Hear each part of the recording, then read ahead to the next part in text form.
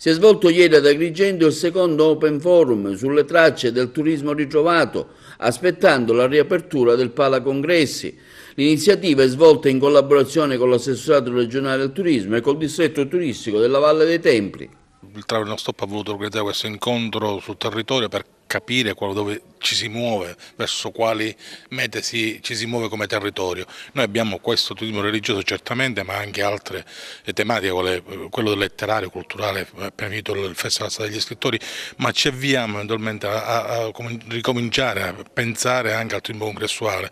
Il fatto che oggi ci sia stato l'appalto, diciamo, per la rimodulazione, la riqualificazione del Palacongressi ci fa ben sperare che nei prossimi mesi o quantomeno entro il 2017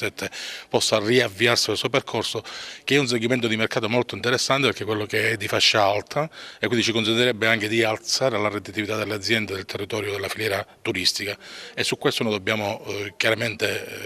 lanciarci e mirare.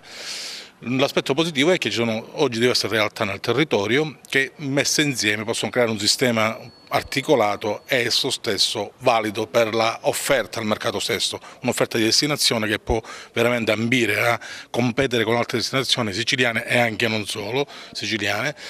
Si parla di turismo congressuale, di turismo religioso, si evidenzia la mancanza purtroppo di una bellissima struttura ad Agrigento come il Pala Congressi, che ancora è chiusa. Sì, ce l'hanno consegnata da poche settimane, noi naturalmente ci siamo già attivati per tempo e quindi inizieremo fra poco a intervenire con le risorse di cui disponiamo, che sono circa 400.000 euro. Quindi il nostro obiettivo è intanto essere veloci nella metodica, diciamo, di intervento e soprattutto riuscire ad aprire sicuramente non l'intero complesso, ma una parte significativa. La Sicilia, diciamo che in questi ultimi 2 anni ha recuperato tantissimo del tempo perduto, tutti gli indicatori danno dei dati estremamente positivi sia sul piano degli arrivi delle presenze sia sul piano del revenue per le attività ricettive. È chiaro che sono dei risultati ottenuti per una serie di fatti assolutamente casuali